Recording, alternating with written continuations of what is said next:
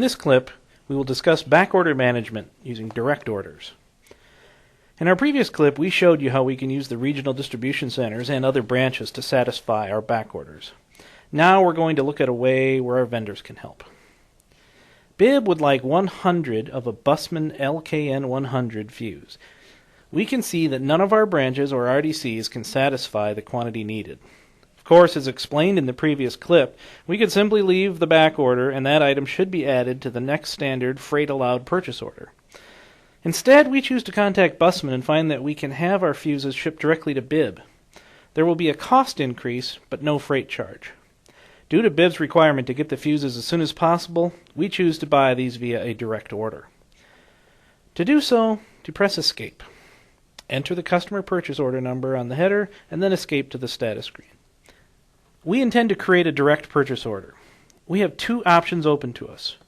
First, when we review our available order statuses, we notice that we could use D for direct. We can change the order status from call when available to direct. In our example, we have a single line item assigned to this generation, so the option would work fine.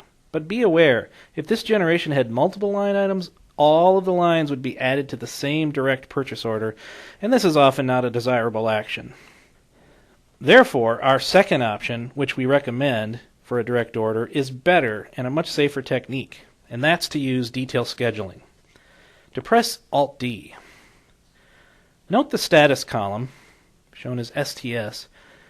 The L indicates this generation is set to call when available. Just tab over and change the status to D for direct. This immediately takes us to the purchase order entry screen. Enter the vendor name, in this instance Bussmann. Be sure to select the proper vendor. This takes us to the purchase order header screen for entry of the freight terms. To press F10 for the options. For our example, select PPD, as there will be no freight in this case. Escape will take us back to the detail scheduling screen. To press Escape to the sales order status screen. Notice that we now have two generations in our order. One relates to the sales order and the other to the direct purchase order number. It should be noted here that the direct PO shares the same order number as the sales order. Now we still have some housekeeping to do.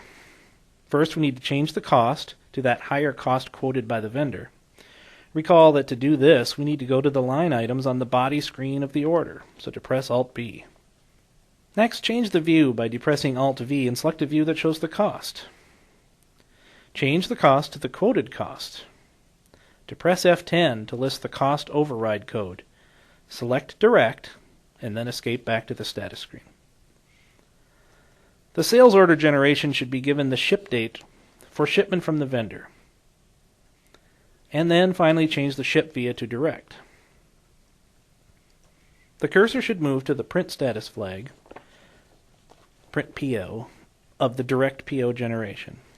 If we have any instructions, to press Alt-H to go to the PO header screen.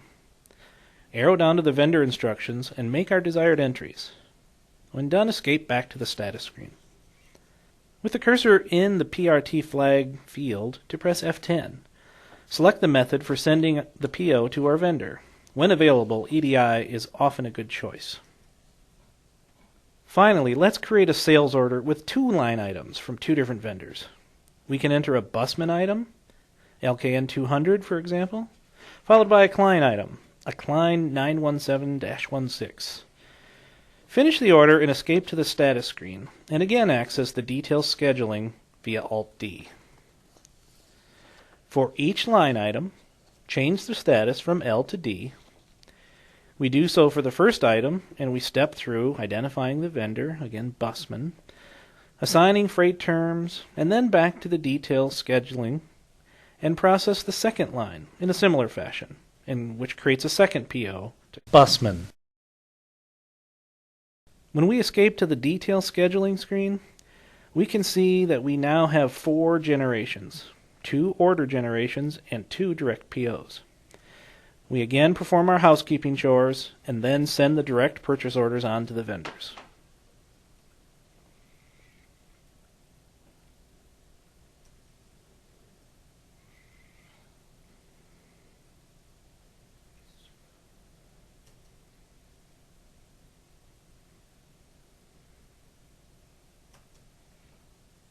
So this concludes this clip.